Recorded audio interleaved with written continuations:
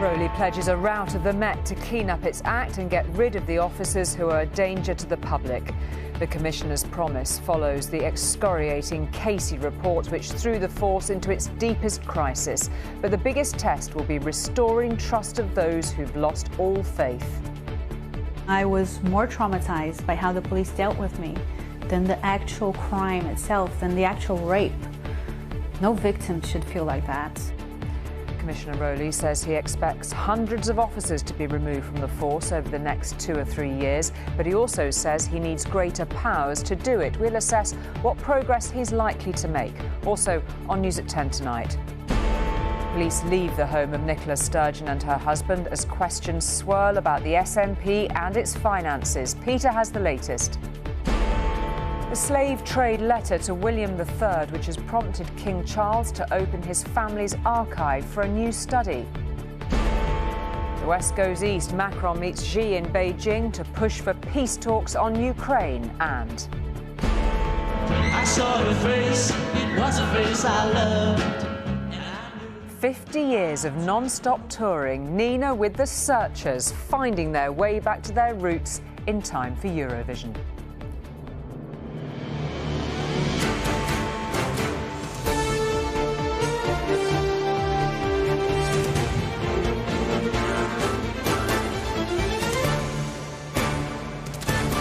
This is ITV News at 10 with Julie Etchingham.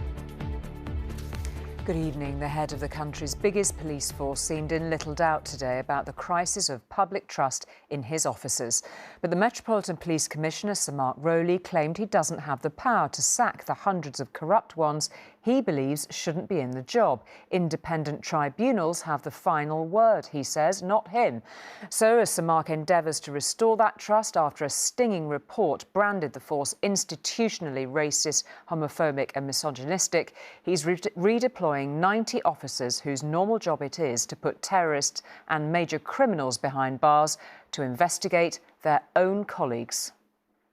Some men who until very recently were serving police officers. Liam Bushane, who was sentenced to 42 weeks in jail last month after sharing an extreme pornographic image on his phone. Ilan Murdoch was found guilty last Monday of rape. He used a police computer to search for his victim's name after she reported the crime. And on Tuesday, Jonathan Simon was given a suspended jail sentence for stalking a woman he had met on duty. He's actually still a policeman, suspended from duties pending a misconduct hearing. And so it is that when the Met Commissioner speaks about the progress he's making rooting out criminals from his ranks, he also has to reassure people that his police force is not a dangerous one. I've got tens of thousands of great people, but we've clearly got some people who shouldn't be here. This is one part of that work that is partway through reassuring London that there aren't people here who are any threat to women and children.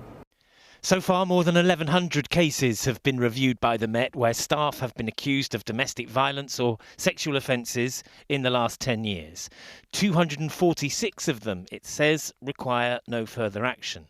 But nearly 700 cases are to be reassessed, and a further 196 individuals need urgent risk assessment or will be subjected to new vetting procedures. Last month, an independent review described the Met as an institutionally misogynist boys' club. Juliana Talisi's ex-boyfriend was convicted of raping her last year. She is awaiting a response to a complaint she has made about what she says was the inappropriate behaviour of the officers investigating her case. I was more traumatized by how the police dealt with me than the actual crime itself, than the actual rape. No victim should feel like that. How can I tell a victim to come forward knowing that was the treatment I received? The Met says around 90 police officers have been moved away from fighting serious or organised crime to work on the force's new professional standards team. Fixing the Met's reputation is coming at some operational cost.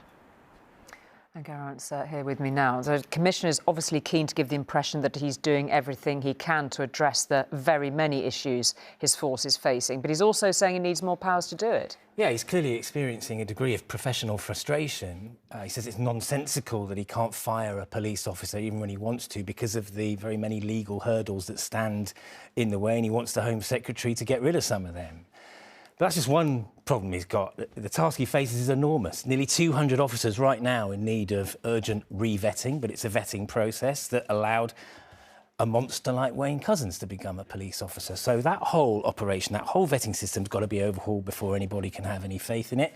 And he's trying to get that done as well. But, you know, reporting on this crisis, Julie, there are still moments where you have to stop and process what you're being told. And this morning was one of them. You saw in my report there, the Commissioner of the Metropolitan Police having to outline his plan for making women and girls feel confident that they're not going to be attacked or sexually assaulted by a policeman.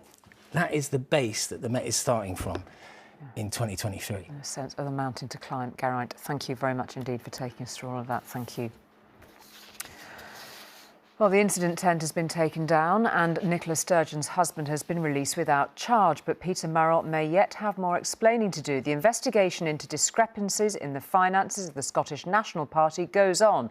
Indeed, police removed more evidence from the couple's home before they left. Well, our Scotland correspondent Peter spoke to the new First Minister, Humza Yousaf, today. Peter joins us now from Glasgow. So bring us up to date with everything that's happened today, Peter, and take us through what Mr Yousaf said to you. Well, this is the issue that Humza Yousaf now inherits. We've seen the SNP headquarters searched by police, and of course the house behind me belonging to former SNP leader Nicola Sturgeon and her husband, the former party chief executive Peter Murrell. We know that Peter Murrell was arrested at home yesterday and he was questioned for almost 12 hours under caution yesterday in relation to this ongoing investigation into the SNP's finances and funds. Now, he has been released without charge. He was released last night, but this is, as I say, an ongoing investigation, and the police were still here searching this morning. It was only just early this evening that the final police officers left the scene. They've taken with them boxes of evidence that will be forming the focus for their ongoing focus on this investigation. And as I say, this is now questions that have been asked of Peter Murrell are also being asked of the new SNP leader. He wasn't an office bearer in the party at the time that the focus is looking at, between 2017 and 2019. The questions being asked about what happened to funds that were raised purportedly for the purpose of an independence referendum. But he's clear he wants to tackle the idea that the SNP has a culture of secrecy. He wants to improve transparency, and here's what he told me. When people see this, when they see SNP headquarters being searched by police, the house of Nicola Sturgeon and Peter Murrell being searched by police, and an ongoing live investigation, what do you think this looks like to the public? Does this look like we need to do better, or the SNP needs to do better in relation to transparency and governance? My answer to that is yes. Can people trust that money they give the SNP will be used as intended? Absolutely, absolutely. They can trust that the money that they give to the SNP will, of course, be spent how we advertise it. And You've been briefed on the finances. Has that always been the case? Well, look, again, I've been briefed on the finances, but I couldn't comment on the live police investigation. So you can't guarantee that money given to the SNP for the purposes of a future referendum hasn't been spent on other matters? I can guarantee you that any penny and any pound that is donated to the SNP is spent, of course, on furthering the cause of independence. The question is now, of course, where is Nicola Sturgeon? She hasn't returned home. She was due to speak at a science event in Edinburgh tonight. She pulled out of that. Very rare for Nicola Sturgeon to pull out of public appearances. Her husband hasn't returned home either. And the next stage in this investigation is that the police will submit their report to Scotland's Public Prosecution Service. OK, Peter, thank you very much indeed for that. When a couple from Leeds on a visit to Edinburgh took a hill walk up Arthur's Seat, the husband, Kashif Anwar, had murder on his mind. Today, he was jailed for at least 20 years for pushing his wife, pregnant with their child, off the side of the hill to her death. Fazia Javed had already told him she was going to leave him because of his abusive behaviour. She survived just long enough after her 50-foot fall to reveal to rescuers that Anwar had pushed her. Now, as researchers uncover links between the royal family in bygone times and the slave trade, King Charles appears not to be shying away from the condemnation of campaigners. For the first time, he's indicated that he will support more research into those uncomfortable and shameful connections. As King Charles III took part in a centuries-old Easter tradition today, there was a different part of history he had to address about this document, which suggests a direct link between the slave trade and the monarchy. It's hard for us to know, for example, how the money was spent or invested by the royal family, but we know that they made money. We know that they invested in the slave trade, that they defended the slave trade, that they looked out for the interests of slave trading companies, that their family members were involved in the launch and expansion of these companies. The document shows the signature of Edward Colston. In it, he says, "I do transfer £1,000 part of my stock in the Royal African Company of England unto His Highness William Henry, Prince of Orange." In the 60 years it operated, the Royal African Company transported nearly 200,000 slaves to the Americas, including around 24,000 children. The deal was made at a time when Kensington Palace, now home to the Prince and Princess of Wales, was being constructed, a time when Edward Colston's money was in the King's pocket. A link to a man who sparked anger across the city during the Black Lives Matter protests in Bristol because of what he symbolised to so many. And now the question is, what does his link with the royal family symbolise today? It isn't something that really was just in the past. It actually has real consequences in our present. So what do you think he can do? What can the monarchy do to directly respond to this part of their history? If there's something that was to do with redistribution of wealth, of the money gained, including like resources, property and land, and then something beneficial is going to come from that, like real tangible action. Some former colonies, though, have taken action themselves. 2 years ago, Barbados became a republic, and the then Prince Charles acknowledged the country's difficult history. From the darkest days of our past and the appalling atrocity of slavery, which forever stains our history, the people of this island forged their path with extraordinary fortitude. Buckingham Palace today said it would help with the project in any way it could, as the royal family's links with the slave trade are explored. But in a city that's already retraced its history that's led to real change here, it's possible the research could change the monarchy's legacy too. Sangeeta Lal, News at 10, Bristol. The French President Emmanuel Macron tried today to apply a bit of pressure on the Chinese leader Xi Jinping to talk sense to Russia about ending its invasion of Ukraine. The President of the European Commission, Ursula von der Leyen, who went with Mr Macron, said Xi had agreed to talk to Ukraine's President Zelensky. Well, Debbie is in Beijing to talk us through this meeting, Debbie, and what impact you think it might have had. Well, Julie, Emmanuel Macron is following in the footsteps of the German Chancellor and the Spanish Prime Minister in beating a path to China to try and improve trade relations as it emerges from the pandemic. The Italian Prime Minister is expected to be next through this revolving door with a visit next month. But the French President, accompanied by the EU President, appears to have come with the ambition of convincing President Xi to get Russia round the negotiating table. He got straight to that point in his first meeting with Xi Jinping and asked him directly to bring Russia back to reason. He said he felt he could count on the Chinese leader to encourage negotiation. The EU president said that Xi Jinping had expressed a willingness to speak to President Zelensky when the time was right, but said Xi had warned Beijing not to provide arms to Moscow. We also count on China not to provide any military equipment directly or indirectly to Russia, because we all know arming the aggressor would be against international law and it would significantly harm our relationship. Well, President Xi listened and responded, but gave no indication that he is willing to do more to get Russia to end its illegal invasion. In fact, he didn't even mention Russia by name in any of his statements. President Macron has so far secured several business deals for France, but he will be hoping that at his Good Friday dinner with President Xi tonight, he can get that breakthrough he wants on Ukraine. Okay, Debbie, thank you very much. Well, 5,000 miles from Beijing and back in France, hundreds of thousands of people have once again vented their fury at the way President Macron's government is trying to drive through a rise in the retirement age. There's certainly no sign of the protesters putting their feet up and taking it easy. It was the 11th such day of protest, and it drew another tough response from riot police across the country. The French president may have left Paris, but those who protest against him have not. So while Emmanuel Macron conducts international diplomacy in China, it's left to the police to face up to the fury of the mob. More than 4,000 were needed in the French capital to deal with running battles.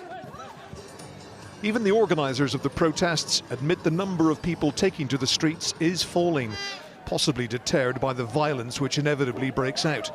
But the anger shows no sign of abating. A restaurant known to be one of the president's favourite haunts found itself under attack. The government's insistence on pushing ahead with raising the state pension age from 62 to 64 is deeply unpopular. We want to tell the president that he cannot govern against the opinion of his country, against the opinion of the people. He was the president of the rich. He is now the president of chaos. Some demonstrators invaded the headquarters of one of the world's biggest asset management companies. BlackRock turned red as flares burned inside, with protesters saying they targeted it because of its private pension business. There were smaller demonstrations around the country, in Lyon and in Nantes, where riot police were accused of being heavy-handed against those who had taken to the streets.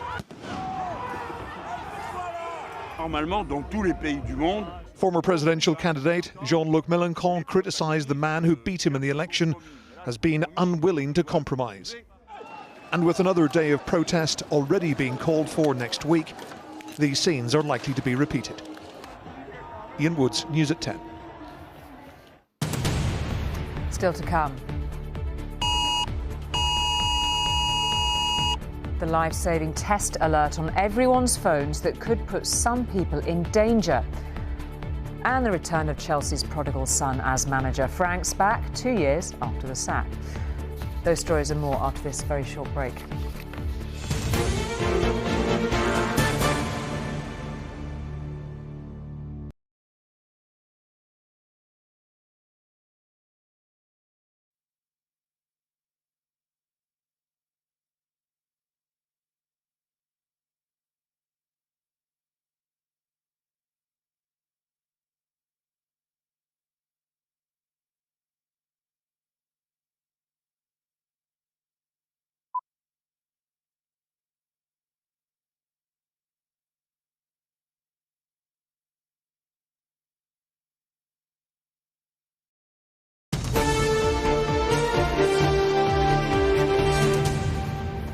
Welcome back. There is good reason this Easter weekend to commemorate the 25th anniversary of the Good Friday Agreement, peace in Northern Ireland that has lasted a generation. But one of its architects, the Prime Minister of the Irish Republic at the time, Bertie Ahern, says it needs to be reviewed so political leaders there can get the power-sharing government going again. At Stormont this week, an exhibition of anguished portraits tells the saddest part of the Northern Ireland story. All are victims of the violence that the Good Friday Agreement, by and large, ended.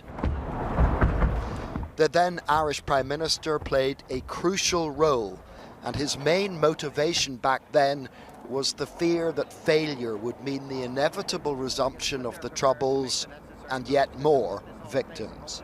This was going to be history, or it was going to be a disaster, and you can't get two polar opposites as that. Because say if we failed on that Friday, it was probably inevitable there would have been bombs again in Belfast that weekend or over the Easter period. So it can't be more stark than that. Can you remember the exact moment when you realised a deal had been done? About 5 minutes after I signed it. After 700 days of talks, the deal was done. 25 years later, the room where the Good Friday Agreement was signed and celebrated might not look very different, but Northern Ireland does. As a means of ending what was a widespread conflict, the deal has proved remarkably durable, with just a few worrying exceptions. Today, much of Stormont lies mothballed. Objections by one side or the other have prevented the Assembly from functioning here for about 40% of the time since it was set up. Mr. Ahern believes the current suspension necessitates a review of the agreement. I think the parties have to agree by cross-community consent that this stuff stops. I mean, this is not fair on the people of Northern Ireland, and in a democracy, it's not tolerable. Bertie Ahern is a great admirer of all the politicians who reached the deal and made it work, and he wants today's leaders to follow their example. They don't have to spend too much time, as we did, painfully talking about it, but it does need people to stand up. I think they want to, but there's a slight difference between wanting something and actually doing it, and I think the present generation politicians need to do it. He's not the only one asking questions about the ability of today's leaders here. John Irvine, News at 10 in Belfast. Good Friday Agreement 25 years on. Now, the date and time had barely been set for the national test of a mobile phone alert system before the criticisms began. It'll happen on Sunday the 23rd of this month at 3 p.m. on just about everyone's smartphones, even if they're switched to silent. It is a practice to warn of potentially life-threatening dangers like wildfires or floods. But apart from the possible distraction to drivers, domestic violence charities say it will alert abusers to the existence of secret phones their victims may have.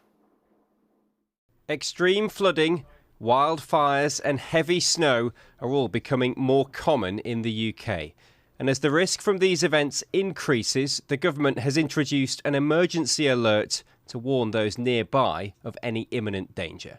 Now, the purpose of this is to let people know if there is something very serious that could endanger their life. So, for example, if your home is at risk of being inundated with a major flood that could put your life at risk, or there's a severe weather emergency that could similarly put your life at risk. UK smartphones will receive an alert, even if on silent, on Sunday the 23rd of April at 3 p.m. The timing of the test has been chosen to minimise disruption after the London Marathon has finished and before the FA Cup semi-final begins. But there are concerns the test could distract drivers, and domestic abuse charities have warned of potential dangers. We're really concerned that the emergency test alert could alert perpetrators of domestic abuse to secret phones that survivors of domestic abuse have to help them contact their family and friends, plan for their safety. So what's your advice for people who have a second emergency phone? You can search your settings for emergency alerts and turn off severe and extreme alerts. The system is already in use in Australia, the US and parts of Europe, where extreme weather is far more common. Alerts in the UK are expected to be sent very rarely, but the government hopes this sound could end up saving lives. Harry Horton, News at 10. Now, even by the standards of Chelsea Football Club, the management merry-go-round has been spinning quickly and erratically this season. 2 managers have had to get off. Now another is clambering back on again. Frank Lampard, sacked himself 2 years ago, has returned just until the end of the season. It was an easy decision, he said. It's the club where he made his name as a player, after all. Chelsea's golden boy is back. Even Frank Lampard looked a little surprised at this afternoon's press conference, where 2 years after being sacked, his return to Stamford Bridge as caretaker manager was announced. It's a pretty easy decision for me. This is my club in terms of my playing career and having coached here before. So I have a lot of emotions and feelings towards the club. And obviously I've been on a different path since I left Chelsea. But to come back in a time where the club have asked me to come and take the role. Of course, that's the most important thing. Frank Lampard, well struck. As a player, he was Chelsea's all-time top goal scorer. Sensational goal from Frank Lampard. Adored by the fans. It is Chelsea's European Cup at last. As captain, he took the side to Premier League and Champions League glory. But that was over a decade ago. And when he came back as manager in 2019, the trophies were in short supply. He left 18 months later. Fans hope this time will be different. Chelsea legend, the best player we've ever had at Chelsea, and he's going to steer us through to the Champions League final, win it. He was an all-right manager, to be fair. As long as he's better than the last one, then yeah, I don't really mind. Being a great player doesn't make you a great manager, so we respect him for what he's done for the club. He'll take charge while the search for Chelsea's next full-time manager continues. And with the club languishing 11th in the Premier League, Lampard has everything to play for. The expectations are low for Chelsea between now and the end of the season. So if we can get a little bit of a lift off of Frank, then it's a good job. If they get a huge lift, then they've got a decision to make. But it's a good decision. Tonight's football now, much better fortunes. As you might have seen, the Lionesses put their fans through the ringer at a packed Wembley with a penalty shootout against Brazil. This time England actually won one to pick up the Finalissima trophy and extend their unbeaten run of games to 30. And credentials ahead of this summer's World Cup. It was England who started on the front foot in the first ever women's Finalissima. A flowing move finished off by Ella Toone to make it 1-0. Brilliant goal from England, and it's Toone who scores it. A goal enjoyed by the capacity crowd and the coach. But this was a game of two halves. England controlled the first, Brazil dominated the second. Mary Earps making a fine save here. Just got enough. But she couldn't hold on to a cross late on. Equaliser! Andressa Alves! Brazil with a deserved equaliser. That meant penalties to decide this competition's first ever winner. Brazil missed two of theirs, meaning Chloe Kelly, who scored the decisive goal in the Euros final last summer, had the chance to be the match winner again.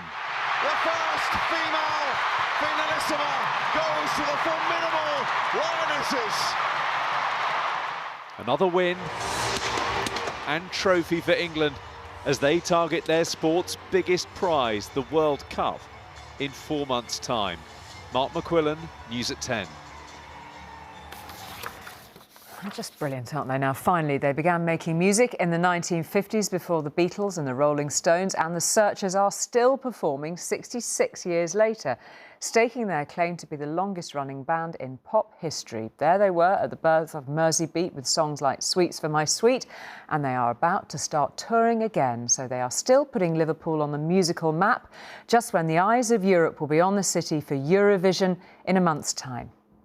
So, here we are at the cavern. It must have been really buzzing around here in the day. Yeah, especially late at night. They would know. The Searchers, formed in 1957, were part of Liverpool's world-famous Mersey Beat scene. I saw her today. I saw her face. It was a face I loved. Like their contemporaries, the Beatles, they saw success in America in the 60s, drawing the eyes of the world to Liverpool, creating pop history.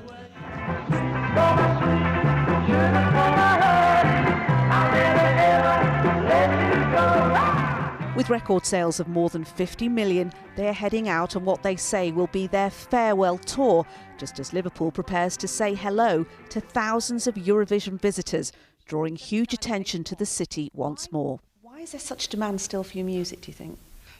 Because it's good. There's no getting away from it. All the 60s songs, all those singles, Beatles, Jerry, Us, Swinger Blue Jeans, Mersey Beats. Great songs. Simple, memorable and non-threatening. The Beatles' legacy endures, of course.